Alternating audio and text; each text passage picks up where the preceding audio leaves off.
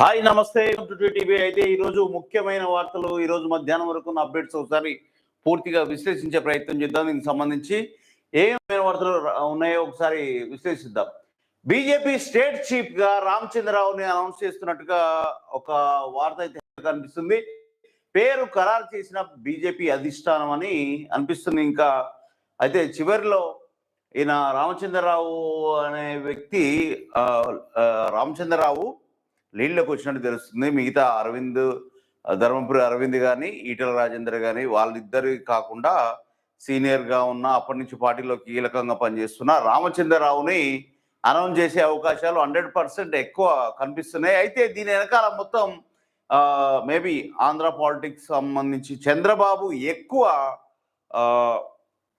పనిచేస్తున్నట్టు తెలుస్తుంది. ఎవరు నిర్ణయించాలని అనేది కూడా చంద్రబాబు పనిచేస్తున్నట్టే. తెలంగాణలో కూడా చంద్రబాబు, కాంగ్రెస్, ఇటు బీజేపీ ఎవరెవరు ఉండాలి అనే కీలకమైన పోస్ట్లో కూడా చంద్రబాబు నడుస్తుందంటే ఆల్మోస్ట్ తెలంగాణలో ఇండైరెక్ట్గా షాడో లీడర్గా చంద్రబాబు కొనసాగుతున్నట్టు మనకు క్లియర్గా అర్థమవుతుంది. ఇలా చేస్తే కేసీఆర్కి బెనిఫిట్.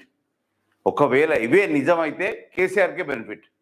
ఎందుకంటే ఆల్రెడీ తెలంగాణలో ఆంధ్ర వాళ్ళకు సంబంధించిన చాలా కంపెనీలే కానీ టీవీ ఛానల్సే కానీ చాలా ఉన్నాయి. చాలామంది పారిశ్రామికవేత్తలు ఉన్నారు, అందరూ ఉన్నారు, కాదన్నారు. కానీ వన్స్ లీడ్లోకి మొత్తం ఆంధ్ర పాలకులే షాడోస్ లాగా ఉండి పరిపాలిస్తారు అనేది జనాలకు అర్థమైంది అనుకో. ఆల్మోస్ట్ ఇండైరెక్ట్గా అయితే తెలుస్తుంది. నిన్న కూడా ఒక టీవీ ఛానల్ మీద దాడి జరిగినప్పుడు ఈ ప్రస్తావన వచ్చింది చాలామందికి. టీవీ ఛానళ్ళు అన్నీ ఆంధ్ర వాళ్ళే ఎక్కువ ఉంటాయి.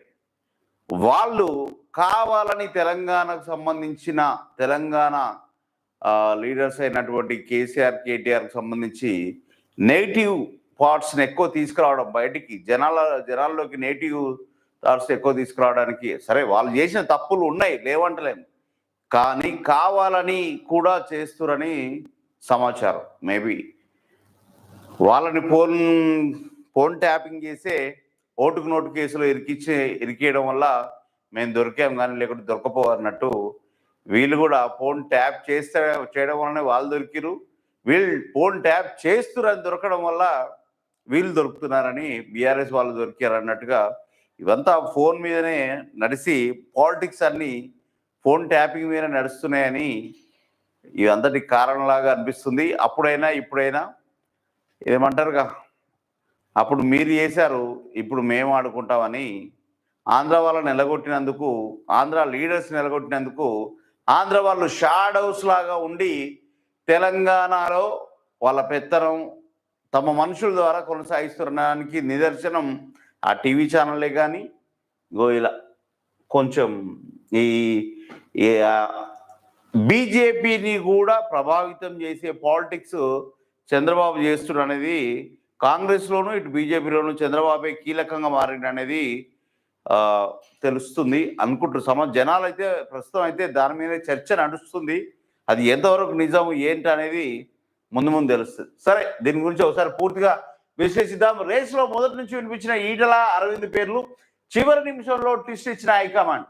ఇవాళ మధ్యాహ్నం ఆ ఒక్కటి నామినేషన్ జరిగిందంట. ఆ ఒక్కటి రామచంద్రరావు తెలంగాణ బీజేపీ అధ్యక్షుడు ఎవరనే ఉత్కంఠకు అధిష్టానం తెలియజేసింది. పార్టీ సీనియర్ నేత మాజీ ఎమ్మెల్సీ రామచంద్రరావు పేరును ఖరారు చేసింది. దీంతో ఆయన ఒక్కరే ఇవాళ మధ్యాహ్నం 2 గంటలకి నామినేషన్ దాఖలు చేయనున్నారు.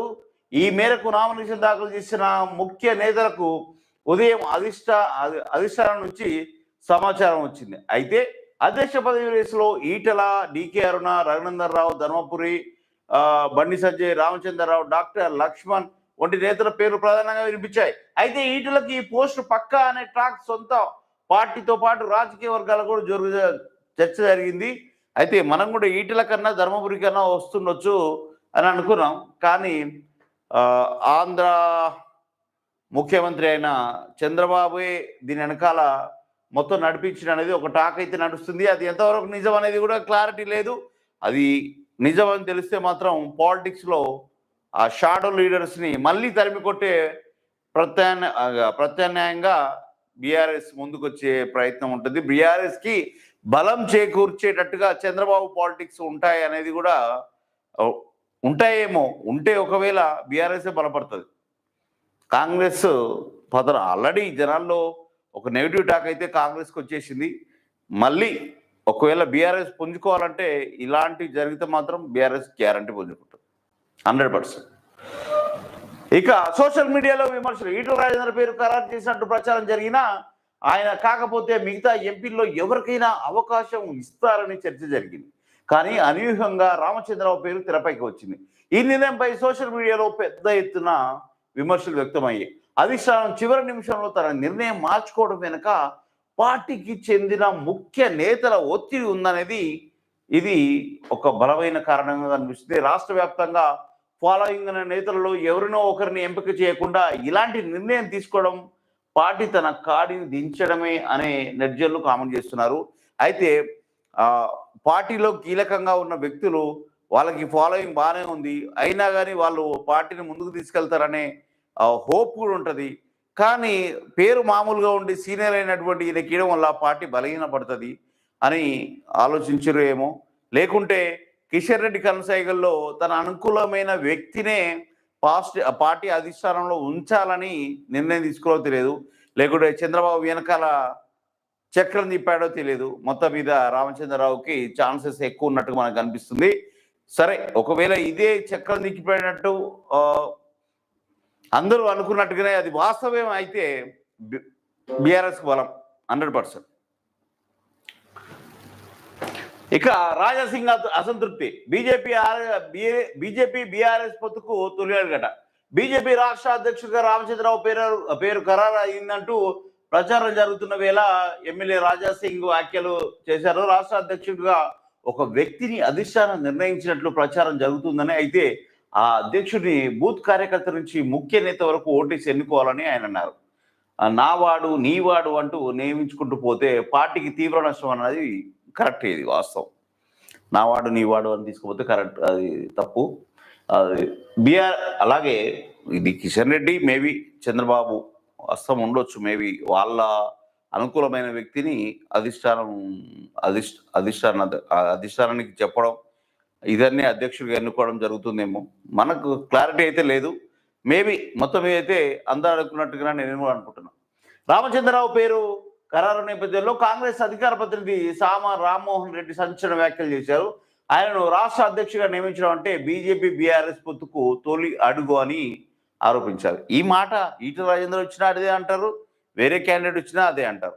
టోటల్గా అనడం మాత్రం వాస్తవం. కాంగ్రెస్ అంటే కామన్. ఇది రామ్మోహన్ ఎవరైనా అనొచ్చు దానికి సంబంధించి. ఇక రైల్ రోకో చేసి తీరుతామని కవితక్క అంటుంది.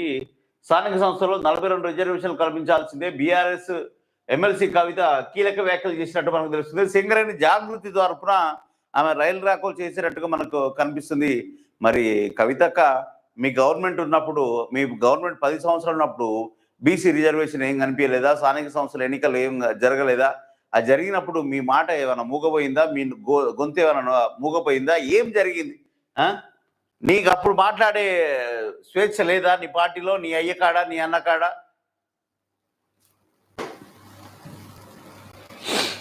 బీసీ రిజర్వేషన్ కోసం కేంద్ర రాష్ట్ర ప్రభుత్వాలపై ఒత్తిడి పెంచేందుకు రైలు రోకోను పిలుపునిచ్చామని, ఎన్ని అడ్డంకులు సృష్టించినా రైలు రోకో చేసి తీద్దామని. అప్పటి కాలం కాదు. తెలంగాణ కోసం రైలు రాకో కానీ, సకల జనుల సమ్మె కానీ అన్నీ చేసిరు. ఇప్పుడు చేయమంటే జనాలు రారు. నీ పార్టీ కార్యకర్తలు తప్ప ఇంకెవరు రారు. నువ్వు ఇంకా అదే భ్రమలో ఉన్నామేమో. మేము బయటికి వెళ్తే వస్తారేమో అనుకుంటున్నావు, కానీ అది 100% రాదు కవితక్క. నువ్వు చాలా ఊహించుకుంటున్నావు. మీ అయ్యా, మీ అన్న, నువ్వు, మీ తమ్ముళ్ళు వీళ్ళందరూ చేసిన ఘనకార్యాలు చాలా ఉండడం, మీకు చాలా నెగిటివ్ ఉంది. ఆ నెగిటివ్ని తీసుకోవాలంటే చాలా అవతల ఉన్న అధికార పార్టీ చాలా తప్పిదాలు చేస్తే కానీ మీకు ఆ ఛాన్స్ రాదు. ఒకవేళ వచ్చిందంటే మీ అదృష్టమే అది. ఇది ఈ కవిత గురించి ఎక్కువ చదవాల్సిన అవసరం కూడా లేదు. పరకాల ఎమ్మెల్యే అభ్యర్థి నేనే, వచ్చే ఎన్నికల్లో అక్కడి నుంచే పోటీ చేస్తా. ఇన్స్టాబాయ్లో పెట్టుకున్న కొండా సుష్మిత. వరంగల్ జిల్లా కాంగ్రెస్లో ఇప్పటికే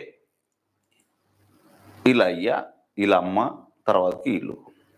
వీళ్ళే ఇక ఇంకొవ్వరు లేరు. ఇదేం రాజకీయం అయ్యా? మొత్తం ఫ్యామిలీ ఎవరికి ఛాన్సే వద్దు. ఫ్యామిలీల పరంగా వాళ్ళే ఉండాలి, ఇంకెవరు ఉండొద్దు.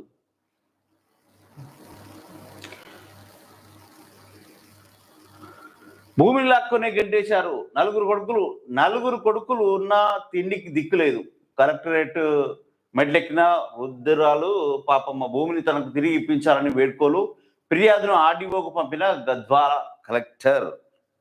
ఇది వృద్ధాప్యంలో కొడుకులు తనకు బుక్కెడు బువ్వ పెట్టడం లేదంటూ ఒక అవ్వ కలెక్టర్ ఆఫీసులో ఫిర్యాదు చేసింది. ఈ ఘటన జోగులాంబ గద్వాల జిల్లాలో జరిగింది. దీనికి సంబంధించి కొడుకులట బువ్వ పెట్టకుండా అన్ని లాక్కున్నారట. పాపం ఆమెకి న్యాయం జరగాలి. కలెక్టర్ గారు కానీ ఎవరైనా అక్కడున్న ఆర్డీఓ కానీ ఎవరైనా కానీ ఆమెకి న్యాయం చేసేటట్టుంటే చాలా మంచిది. ఎందుకంటే అలాంటి వాళ్ళకి న్యాయం చేయకపోతే, ముసలి వాళ్ళకి న్యాయం చేయలేకపోతే, కొడుకులు పట్టించుకోకపోతే ఇక ఎవరు పట్టించుకుంటారు? ఆస్తులు కావాలి కానీ అన్నం పెట్టడానికి దిక్కులేని పెంపకంలో వాళ్ళు పెరిగిరా, లేకుంటే వచ్చిన కోడళ్ళు అలా చేసిరా, ఏం జరిగిందో తెలియదు. కానీ ఆ పాపం ఆ ముసలామె అలా ఆస్తినంతా తన కొడుకులకి ఇచ్చి అనాథగా బుక్కడి బువ్వ కోసం బాధపడుతుందంటే ఆ పెంపకం ఎలా ఉందో చూడండి. సోషల్ మీడియాల ద్వారానైనా ఈ వార్త కలెక్టర్ దాకా వెళ్ళి ఆమెకు న్యాయం జరిగితే సంతోషం. ఇక స్వేచ్ఛ సూసైడ్ కేసులో బిగ్ ట్విస్ట్. పూర్ణచంద్రరావు నిర్దోషి, భారీ సంచలన వీడియో. నా భర్తను టార్చర్ పెట్టింది స్వేచ్ఛ అని పూర్ణచంద్రరావు భార్య ఇప్పుడు బయటకు ఇచ్చి చెప్తుంది. కానీ ప్రముఖ అప్పుడు ఏం చేసింది? అప్పుడు సహజీవనం చేస్తుంటే ఈమె ఏం చేసింది? అప్పుడు ఎందుకు మీడియాకి ముందుకు రాలేదు నా భర్త ఇట్లా చేస్తుందని? ఇప్పుడు భర్త జైలుకు పోతే ఏమైతానో అన్న బాధ, లేకుంటే అక్కడ ఏం బ్లాక్మెయిల్ చేసిండో పూర్ణచంద్రరావు. జైలుకు పోతేనే ఎట్టనే చేసి కాపాడు అని కాలు మొక్కిండో ఏళ్ళు మొక్కిండో, నీకాన్ని సంసారం చేస్తే నాకేం దిక్కులేదని చెప్పిండో ఏమో. ఇప్పుడు బయటకు వచ్చి అమ్మగారు చెప్తారు. ప్రముఖ టీవీ న్యూస్ యాంకర్ స్వేచ్ఛ సూసైడ్ కేసులో బిగ్ ట్విస్ట్ నెలకొంది. ప్రముఖ టీవీ యాంకర్ స్వేచ్ఛ ఆత్మహత్య ఘటనలో నిందితుడైన పూర్ణచంద్రరావు భార్య స్వప్న విడుదల చేసిన వీడియో ఇప్పుడు వైరల్ అవుతుంది. ఆమె మాట్లాడుతూ పూర్ణచంద్ర స్వేచ్ఛల మధ్య ఉన్న సంబంధం నాకు స్వేచ్ఛ ద్వారానే తెలిసింది. స్వేచ్ఛ కూతురు చేస్తున్న ఆరోపణలు అసత్యం. నా భర్త అంత నీచమైన పనులు చేయడు. ఆమెను పూర్ణ సొంత బిడ్డలా కంటిరెప్పలా చూసుకున్నాడని తెలిపింది. స్వేచ్ఛ తనను కూడా చాలా టార్చర్ పెట్టిందంటూ కీలక ఆరోపణ చేసింది. మేమిద్దరం కలిసి ఎక్కడికి వెళ్ళినా స్వేచ్ఛ ఫోన్ చేసి వేధించేది. పూర్ణచంద్ర అంత చెడ్డవాడు కాదని తెలిపి. మరి స్వేచ్ఛ టార్చర్ పెట్టిందని అన్నప్పుడు నువ్వు ఎందుకు కేసు పెట్టలే, లేకుంటే ఎందుకు చర్యలు తీసుకోలే, ఎందుకు నువ్వు మీడియా ముందుకు రాలే, ఎందుకు నువ్వు సమాజానికి తెలియజేయలే, ఎందుకు నువ్వు ఒక మెచ్యూర్గా ఆలోచించి నిర్ణయం తీసుకోలే? ఇప్పుడు ఎందుకు వచ్చావు? Waste fellow.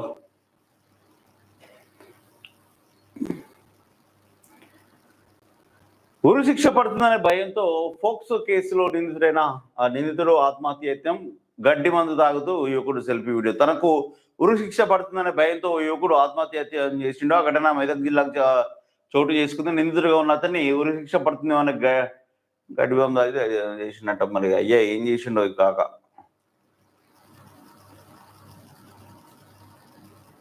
మైనర్ బాలికపై అత్యాచారం చేస్తే అదే కదా ఫోక్సే కదా, అదే చేస్తారు. ఆ భయంతో చేసిండు. అట్లయినా చచ్చుడు ఇట్లయినా చచ్చుడని చేసినట్టుండు. నక్సలిజాన్ని చంపలేరు, అమిత్ షా వ్యాఖ్యలకు సిపిఐ నారాయణ కౌంటర్. వాళ్ళు నక్సలిజాన్ని ఎందుకు చంపుతున్నారు? అక్కడ ఉన్న మైనింగ్ని కాపాడుకోవడం కోసం, వాళ్ళ వ్యాపారాన్ని విస్తృతంగా పెంచుకోవడం కోసం. ఇక్కడ నక్సలిజం ఎందుకు పెరుగుతుంది? అక్కడున్న అమాయక ప్రజల బాగోగులు, వాళ్ళ సమస్యలు, వాళ్ళ పరిష్కారాలు, వాళ్ళ తరపున మాట్లాడే వాయిస్ లేక నక్సలిజం స్టార్ట్ అయింది. అలా అలా అలా పెరుగుకుంటూ పోయి అది ఎక్కడో ఏ స్థాయికో వెళ్ళింది. దాన్ని ఇప్పుడున్న టెక్నాలజీ దాన్ని మొత్తం నాశనం చేసే ప్రయత్నం చేస్తుంది. సరే, వాళ్ళ వల్ల మేలు జరిగిందా కీడు జరిగిందా అనేది పక్కన పెడితే మాత్రం వాళ్ళని చెప్పి మైనింగ్ చేయడం అనేది ఇది ఇంకా అతిపెద్ద ఉగ్రవాదమే కదా.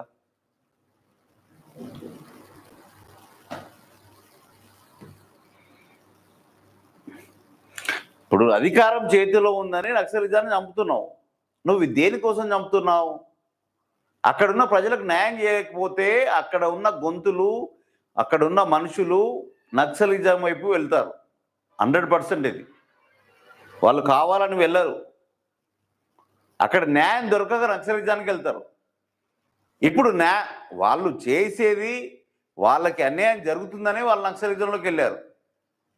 సరే, నక్సలిజాన్ని నేను ఎంకరేజ్ చేయట్లేను. నక్సలిజం అనేది ఆ విధంగా పుట్టుకొచ్చింది, ఆ రూపంలో పుట్టుకొచ్చింది. దాన్ని నువ్వు దేనికోసం వాడుతున్నావు? నీ పారిశ్రామికవేత్తలకు మైనింగ్ ఇవ్వడం కోసమో, అక్కడున్న అటవీ సంపదను కొల్లగొట్టడం కోసమో ఇప్పుడు నక్సలిజాన్ని అంతం చేస్తున్నావు. అంతేగా, అంతకు మించి ఏముందా?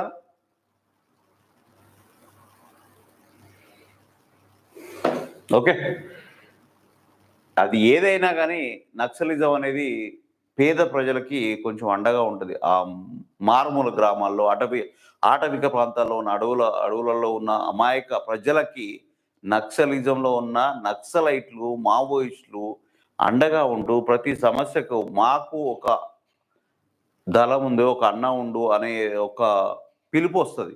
ఆ పిలుపుతో వాళ్ళు ఏదైనా ఏదో కాన్ఫిడెంట్తో ఉంటారు, ఏదైనా చేయొచ్చు అని. కానీ వాళ్ళు కూడా చేసే చర్యలు తప్పున్నారా? కానీ తప్పనిసరి పరిస్థితుల్లో వాళ్ళు పుట్టుకొచ్చారు. వాళ్ళని చంపి నువ్వు మైనింగ్ చేస్తున్నావు. ఇది ఇంక అతిపెద్ద మైనింగ్. వాళ్ళని చంపకుండా నువ్వు జైలుకు పంపిస్తావా, ఇంకేమన్నా చేస్తావా? మార్చే ప్రయత్నం చేయి. మరణం దానికి ఎందుకు, ప్రాణం తీసేదానికి ఎందుకు అనేది వాళ్ళ మార్చి జనజీవన స్రవంతిలో వాళ్ళని కలిసే ప్రయత్నం చేస్తే గవర్నమెంట్ మంచి గవర్నమెంట్, గుడ్ గవర్నమెంట్. అది చంపే ప్రయత్నం చేసి, సరే చంపితే నీ మీద దాడి చేసినప్పుడు చంపొచ్చు, లేకుంటే నీ గవర్నమెంట్ మీద దాడి బాగా చేస్తున్నప్పుడు చంపుతుండొచ్చు. కానీ అమాయక ప్రజల్ని, అనుమానితుల్ని పట్టుకొని చంపి నక్సలిజం అని మావోయిస్ట్ అని చంపితే అది తప్పున్నారా? ఇక ప్రమాద స్థలానికి మంత్రి దామోదర ముమ్మర సహాయక చర్యలు ఆదేశం. పటాన్ చెరువు పరిధి పాష మైలారంలోని సిగాచి ఫార్మా కంపెనీలో రియాక్టర్ పేలి ఘటనపై మంత్రి దామోదర రాజనరసింహ తీవ్ర దిగ్భ్రాంతి వ్యక్తం చేశారు. ఈ మేరకు ఆయన కాసేపటి క్రితం ఘటనా స్థలానికి చేరుకొని సహాయక చర్యలు తీసుకున్నట్టు తెలుస్తుంది. దానికి సంబంధించి బ్లాస్ట్ కావడంతో చాలా మంది చనిపోయారట. దీనికి సంబంధించి చదువుదాం. పేలిన రియాక్టర్ 10 మంది మృతి. పాషమైలాలో సిగాజీ కెమికల్స్ లో భారీ అగ్ని ప్రమాదం, 10ల సంఖ్యలో కార్మికులకు తీవ్ర గాయాలు, శిథిరాల కింద మరో 15 మంది. రంగంలోకి ఫైర్ డిజాస్టర్ టీం, కొనసాగుతున్న సహాయక చర్యలు. దీనికి సంబంధించి వార్త. అయితే సంగారెడ్డి జిల్లా ఇన్స్నాపూర్ మున్సిపాలిటీ పాష మైలారంలో సిగాజీ కెమికల్స్ పరిశ్రమలో ఘోర అగ్ని ప్రమాదం జరిగింది. ఇవాళ తెల్లవారుజామున ఫ్యాక్టరీలో రియాక్టర్ ఒక్కసారిగా భారీ శబ్దంతో పేలడంతో స్థానికులు ఉలిక్కిపడ్డారు. ఈ ప్రమాదంలో ఇప్పటికే 10 మంది మృతి చెందగా 10ల సంఖ్యలో కార్మికులు తీవ్రంగా గాయపడినట్టు తెలుస్తుంది. వెంటనే స్పందించిన ఫైర్ సిబ్బంది 8 ఫైర్ ఇంజన్లతో మంటలను అదుపులో చేసే ప్రయత్నం చేశారు. క్షతగాత్రులను వివిధ ఆసుపత్రికి తరలించారు. డిజాస్టర్ టీం రంగంలోకి దిగి సహాయక చర్యలు చేపట్టింది. కార్మికులు దాదాపు 100 మీటర్ల దూరం ఎగిరిపడినట్లు తెలుస్తుంది. 5 ప్రాణాలు కోల్పోయినట్లు డాక్టర్లు నిర్ధారించారు. అలాగే మరో 5 మంటల్లో చిక్కుని సజీవ దహనం అయినట్టు తెలుస్తుంది. కంపెనీలో 63 మంది పనిచేస్తున్నట్టు తెలుస్తుంది. మృతుల సంఖ్య మరింత పెరిగే అవకాశం ఉంది. పేలుడు దాటికి కూలిన భవన శిథిలాల కింద 15 మంది వరకు చిక్కున్నట్టు తెలుస్తుంది. కెమికల్ ఫ్యాక్టరీ కావడం, ఘాటైన వాసన వస్తున్నట్టుతో స్థానికులు అక్కడ గాలి ఆడక ఉక్కిరి బిక్కిరయి ఇళ్ల నుంచి పరుగులు తీస్తున్నారట. ఎంత దారుణం చూడండి. అబ్బా, ప్రమాదంపై సీఎం ఆరా, అగ్ని ప్రమాదంపై సీఎం ఆరా చేశాడు. దీనికి సంబంధించి వార్త. ఈ ఘటన పైన ఎమ్మెల్సీ గద్దగూడు స్పందించినట్టు తెలుస్తుంది. ఇది విషాదకరమైన వార్త. ఈ విషాదకరమైన వార్తలో ముఖ్యంగా చెప్పుకోవాల్సింది అమాయక ప్రజలు మంటల్లో సజీవ దహనం జరగడం దారుణం. అది అగ్ని ప్రమాదం జరిగిందంటే అక్కడ కెమికల్ రియాక్షన్ దారుణం జరుగుతుంది ఫ్యాక్టరీలో. ఆ ఫ్యాక్టరీలో అంత దారుణం జరిగేదాకా ఆ ఫ్యాక్టరీ ఎందుకు అలా అంటే తగిన చర్యలు ఎందుకు తీసుకోలేదో మనకు తెలియదు, కానీ దారుణం అయితే జరిగిపోయింది. దీనికి సంబంధించి అక్కడ ఇంకా ప్రాణ నష్టం కాకుండా గవర్నమెంట్ వెంటనే తగిన చర్యలు తీసుకుంటే ఇంకా మంచిది. ఇక మోగిన అలారం, దొంగలు పరారట. మెదక్ జిల్లా వెల్లూరు సెంట్రల్ బ్యాంకులో దోపిడీ అట. దానికి సంబంధించి ఒక వార్త కనిపిస్తుంది. ఇక గురుకులంలో పురుగులు అన్నం. జగిత్యాల జిల్లా వెల్గల్చూర్ పాఠశాలలో ఘటన.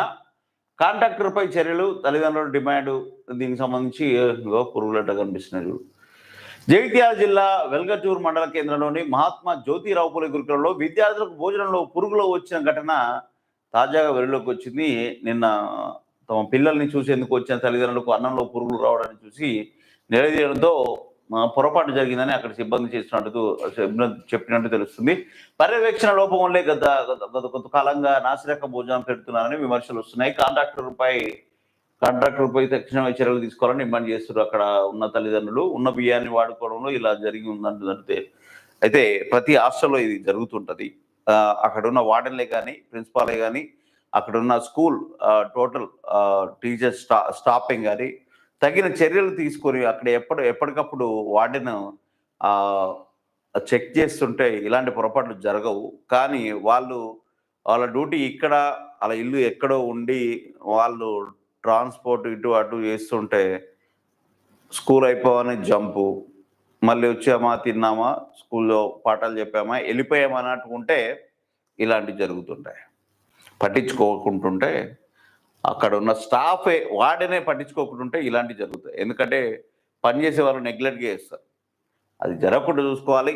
గవర్నమెంట్కి పిల్లలకి గవర్నమెంట్ తగిన చర్యలు తీసుకోవాలి. ఇంకోటి పిల్లలకి అలాంటి ఆహారం పెట్టడం, కలుషిత ఆహారం పెట్టడం వల్ల పిల్లల హెల్త్ డ్యామేజ్ అవుతుంది. ఇలాంటివి మళ్ళీ జరగకుండా చూసుకుంటే బాగుంటుంది.